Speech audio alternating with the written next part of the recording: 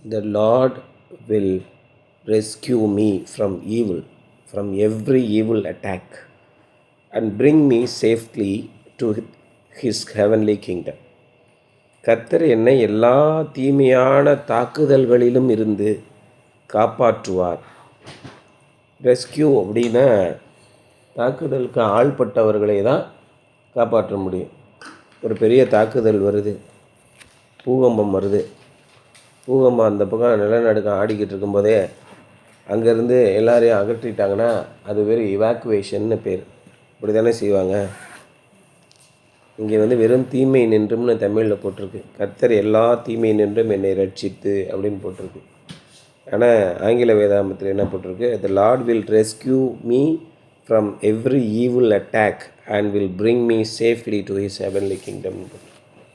அப்போ பூகம்பம் ஏற்படுவதற்கு முன்பாக பயங்கரமான பூகம்பம் நடக்கப் போகிறது, ஆகவே அனைவரும் இந்த இடத்தை காலி செய்யுமாறு அன்புடன் கேட்டுக்கொள்கிறோம் அப்படின்னு சொல்லுவாங்க. அதேமாதிரி வெள்ளம் புயல் வரப்போகுதுன்னா புயல் கொடி ஏற்றுவாங்க, பார்த்துருக்கீங்களா? 1ஆம் நம்பர் கூண்டு ஏற்றப்பட்டது, 2ஆம் நம்பர் கூண்டு ஏற்றப்பட்டது அப்படின்னு சொல்லுவாங்க. புயல் வர்றதுக்கு முன்னாடியே கடுமையான புயல் வரப்போகுதுன்னா மக்களை எல்லாம் காலி செய்து அதுக்குன்னு புகலிடமாக வச்சுருப்பாங்க. பெரிய கல்யாண மண்டபம் அப்படி வச்சுருப்பாங்க. அங்கே கொண்டு போய் பாதுகாப்பாக தங்க வைப்பாங்க. அதுக்கு பேர் என்னென்னா எவாக்குவேஷன். மக்களை காலி செய்து அப்புறப்படுத்தி பாதுகாப்பான இடத்துக்கு கொண்டு போகிறது. இங்கே இவர் என்ன சொல்கிறாரு? The Lord will rescue me from every evil attack. ஒவ்வொரு தீமையான பொல்லாத தாக்குதல்களிலிருந்தும் என்னை அங்கேருந்து அடிபட்ட என்னை தூக்கி வருவார்னு அர்த்தம். ரெஸ்கியூ ஆப்ரேஷன் கேள்விப்பட்டிருக்கீங்களா? சுரங்கத்துக்குள்ளே போய் 100 தொழிலாளர்கள் மாட்டிக்கொண்டார்கள். அவர்களை அங்கேருந்து ஒரு ஓட்டை போட்டு ரேட் டனல் அப்படின்னு சொல்லுவாங்க. பெரிய குகையாலாம் தோண்ட முடியாது, மண் இடிஞ்சிக்கிட்டே இருக்கும். அதனால் ஒரு ஆள் மட்டும் போகிற மாதிரி அப்படியே ஒரு 1.5 அடி வட்டத்துக்கு அப்படியே குழி நோண்டி அதுக்குள்ளே அப்படியே போய் அவங்கள காப்பாற்றி ஒரு ஆளாக இழுத்துட்டு வர்றது. அதுதான் ரேட் டனல்னு பேர். இந்த மாதிரி கடுமையான ஆபத்தான தொழிலில் இருக்கிறவங்கள காப்பாற்றி கொண்டு வருவாங்க.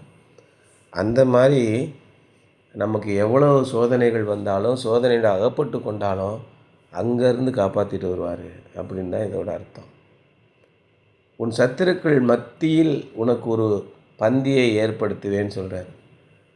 இந்த உலக மக்கள் என்ன நினைக்கிறாங்க? சத்துருக்களே எதிரிகளே இருக்கக்கூடாது, எல்லாரையும் திரட்டி விட்டுட்டு அப்படியே சும்மா ஹாயாக இருக்கணும் அப்படின்னு நினைக்கிறாங்க. நம்முடைய வாழ்க்கை அப்படி இல்லை. நீதிமானுக்கு வரும் துன்பங்கள் அநேகமாக இருக்கும் அப்படின்னு போட்டிருக்கு. இது எல்லாமே நமக்கு வரும், இதை எதிர்பார்த்தீங்க, காத்திருங்க. ஆனாலும் இந்த எல்லா காரியங்களில் இருந்தும் ஆண்டவர் என்னை காப்பாற்றுவார்னு ஒரு நம்பிக்கை இருக்குது, பார்த்தீங்களா? அந்த நம்பிக்கை எப்படி வரும்? நீங்கள் அவர் மீது ஏற்கனவே உங்களுக்கு அனுபவம் இருந்தால் தான் வரும். அது நம்முடைய வாழ்க்கையில் அனுபவம் இருந்தால் தான் பிள்ளைகளுக்கு நம்ம சொல்லிக் கொடுக்க முடியும். பெற்றோர்களுக்கே அந்த அனுபவம் இல்லைன்னா பிள்ளைகளுக்கு எப்படி சொல்லிக் கொடுப்பாங்க? அப்போ பிள்ளைகளுக்கு அனுபவம் இல்லைன்னா அவங்களுடைய வாழ்க்கை எப்படி இருக்கும்? நிர்கதியாக இருக்கும். இன்றைக்கி கிறிஸ்தவர்களே 95% பேர் பணத்தையும் பதவியையும் பின்பற்றி போகிறதுக்கு காரணம் என்னென்னா இந்த அனுபவம் அவங்களுக்கு இல்லை. அதான் ரொம்ப முக்கியம். இன்றைக்கி தலைப்பு என்னென்னா ஃபர்சேக்ட் அண்ட் ஃபர்கிவன். ஃபர்சேக்னா மறந்துட்டார் அப்படின்னு அர்த்தம். ஃபர்கிவன்னா மன்னித்து விட்டார் அப்படின்னு அர்த்தம். When Paul had been discouraged in Corinth, the Lord came to him and encouraged him. Pavul ரொம்ப மனம் உடைஞ்சு போயிட்டார். கொரிந்து பட்டணத்திலே போய் அங்கே தங்கி இருக்கும்போது அவர்களுக்கு எவ்வளவோ ஆண்டவருடைய வசனத்தை சொல்லியிருந்தார். ஆனால் அவங்க யாருமே ஆண்டவருடைய வசனத்தை பின்பற்றவில்லை. மிக கேவலமான வாழ்க்கை வாழ்ந்து கொண்டிருந்தார்கள். அப்படி இருக்கும்போது ஆண்டவர் வந்து அவரை தேற்றினார். அந்த அப்போஸ்தலர் நடவடிக்கைகள் 18ஆம் அதிகாரம் 9ஆம் வசனம் முதல் 11ஆம் வசனம் வரைக்கும் அது தெளிவாக போட்டிருக்கு. After he had been arrested in Jerusalem, Paul again was visited by the Lord and encouraged. எருசலேமிலே பவுலை கைது செய்த பின்பு மறுபடியும் கர்த்தர் வந்து பவுலை பார்க்கிறார். யோவான் செத்துப்போன பின்பு கர்த்தர் வந்து அவனை எழுப்பினார். ஆமாம், இவன் லாசர் செத்துப்போன பின்பு அவனை வந்து எழுப்பினார். யோவானை சிறைச்சேதம் பண்ணிவிட்டார்கள் என்று தெரிந்த பின்பு இயேசு அவ்விடம் விட்டு போய்விட்டார். இப்படியெல்லாம் நிறைய காரியங்கள் இருக்குது. அங்கே பேதுருவின் மாமியார் சுகவீனமாக இருந்தார். அவர் சுகவீனத்தை நீக்கினார். இவ்வளோ பிரியமாக இருந்தானே, இவனை சாகாமலும் பண்ணியிருக்கக்கூடாதா அப்படின்னு இயேசுவை பார்த்து மக்கள்லாம் கேட்டாங்க. எதுக்கு இவனை சாவடிக்கணும், அப்புறம் அவரை எழுப்பணும், எப்படி பவுலை கைது செய்யணும், அப்புறம் இவர் சந்திக்கணும், பவுலை கைது செய்யாமே இருந்திருக்கலாம்ல அப்படின்னு ஒரு யோசிச்சு பாருங்கள். During the terrible storm when Paul was on board the ship, the Lord had again given him strength and courage. கப்பல் உடைந்து போகத்தக்கதான கடும் புயல் தாக்கிய போது அன்று இரவிலே சொப்பனத்திலே கர்த்தர் நீ பயப்படாதே, நான் உன்னுடனே இருக்கிறேன், உன்னோடு கூட பயணம் செய்கிற ஒருவரும் உயிரிழக்க மாட்டார்கள் அப்படின்னு சொல்லிட்டு போகிறார். இந்த புயலை, காற்றையும் கடலையும் அதட்டி அடங்க செய்தவர் ஏன் பவுலுக்கு தைரியம் சொல்லணும்? கவலைப்படாத, நான் வெளியில் இருக்கேன், கொஞ்சம் நேரத்தில் புயலை அடக்கிட்டு போயிடுறேன், நீ பாட்டு ஜாலியாக போயிட்டு அப்படி சொன்னான்ல. எல்லாம் யோசனை பண்ணி பாருங்கள், ஏன் இப்படியெல்லாம் நடக்குது? Now in that horrible Roman prison, Paul again experienced the strengthening presence of the Lord, who had promised, "Never will I leave you, never will I forsake you." உன்னை நான் விட்டு விலகுவதுமில்லை, உன்னை கைவிடுவதுமில்லை, உன்னை மறப்பதுமில்லை சொன்ன தேவன் மறுபடியும் பிரசன்னத்தினாலே பவுலை மறுபடியும் தேற்றுகிறார். ரோமாபுரியிலே சிறைச்சாலையிலே கடுமையான கொடூரமான சிறைச்சாலை, அதில் இருக்கும்போது அவரை தேற்றுகிறார். But note that Paul's concern was not for his own safety or comfort. Paul கவலைப்பட்டதெல்லாம், துயரப்பட்டதெல்லாம் தன்னுடைய சொந்த பாதுகாப்பிற்கோ அல்லது அவருடைய சௌகரியத்திற்கோ கவலைப்படவில்லை. It was the preaching of the word so that Gentiles might be saved. கிறிஸ்துவை அறியாதவர்கள் அல்லது யூதர்கள் என்று யூதர்களுக்கு மட்டும்தான் இயேசு கிறிஸ்து என்ற நிலையை மாற்றி யூதர்கள் அல்லாதவர்களுக்கும் இயேசுவை போதிக்க வேண்டும், இயேசு கிறிஸ்துவின் வார்த்தையை சொல்ல வேண்டும் என்ற அவருடைய கவலை முழுவதும் அங்கே இருந்தது. It was Paul's special calling to minister to the Gentiles and he was not ashamed of the gospel even in the great city of Rome.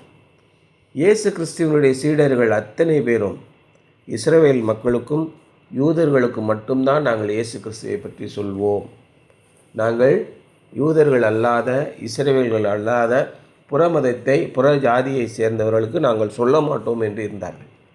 ஆனால் பவுல் இல்லை, இயேசு கிறிஸ்து எல்லோருக்கும் உரியவர், உலகத்தின் பாவங்களை சுமந்து தீர்க்கிற தேவ ஆட்டுக்குட்டி, யூதர்களின் பாவத்தை சுமந்து தீர்க்கிற தேவ ஆட்டுக்குட்டி அல்ல, இஸ்ரவேல் மக்களின் பாவத்தை சுமந்து தீர்க்கிற தேவ ஆட்டுக்குட்டி அல்ல.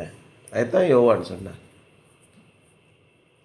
இயேசு கிறிஸ்துவை பற்றி யோவான் 3ஆம் அதிகாரம் 15ஆம் வசனத்தில் என்ன போட்டிருக்கு? தேவன் தம்முடைய ஒரே பேரான குமாரனை விசுவாசிக்கிறவன் எவனோ அவன் கெட்டு போகாமல், எவனாக இருந்தாலும் சரி, நித்திய ஜீவனை, அழியாத வாழ்க்கையை பெறும்படிக்கு அவரை தந்தருளி இந்த உலகத்திலே இவ்வளவாய் மனித குலத்தின் மீது அன்பு கூர்ந்தார்னு எழுதியிருக்கு இல்லையா? அதற்காகத்தான் பவுல் அழைக்கப்பட்டார் இல்லையா? What a man, his friends forsake him and he prays that God will forgive them. பவுலுடைய நண்பர்கள் அவரை கைவிட்டு விட்டார்கள், மறந்து போய்விட்டார்கள். and he prays that God will forgive them. அவர்களை மன்னித்து விட வேண்டும் என்று பவுல் ஜெபிக்கிறார். His enemies try him and he looks for opportunities to tell them how to be saved. அவருடைய எதிராளிகள் எல்லாம் அவரை கடுமையாக சோதிக்கிறார்கள். ஆனால் அவர்களை எப்படியாவது கிறிஸ்துவுக்காக ஆதாயப்படுத்தி கொள்ளும்படியான வாய்ப்புகள் கிடைக்கிறதா என்று தேடிக்கொண்டே இருக்கிறார். What a difference it makes when the Holy Spirit controls your life. உங்களுடைய வாழ்க்கையிலே பரிசுத்த ஆவியானவர் வந்திருந்து உங்களுடைய வாழ்க்கையை முழுவதுமாக தன்னுடைய கட்டுப்பாட்டிலே எடுத்து கொள்ளும்போது எவ்வளவு அழகாக, எவ்வளவு மிகப்பெரிய வித்தியாசத்தை நாம் உணர முடிகிறது என்று பாருங்கள். இதான் பவுலுடைய வாழ்க்கையிலே பரிசுத்த ஆவியானவர் நடத்திய வேலை. ஆகவே இன்றைக்கான சிந்தனை என்ன? Something to Pander. How to you usually respond when friends forsake you? நண்பர்கள் உங்களை விட்டு மறந்து விலகி போகும்போது நீங்கள் வழக்கமாக என்ன எதிர்வினை புரிவீர்கள்? How can the Holy Spirit help you develop a forgiving attitude? அவர்கள் போனாலும் பரவாயில்லை, கர்த்தர் அவர்களை காப்பாற்ற வேண்டும் என்று ஜெபிக்கக்கூடிய ஒரு பரிசுத்த ஆவியானவரின் அந்த ஐக்கியத்தை நீங்கள் எவ்விதமாக பெற்றுக்கொள்ள முடியும், அல்லது எவ்விதமாக உங்களிலே உருவாக்கி கொள்ள முடியும்?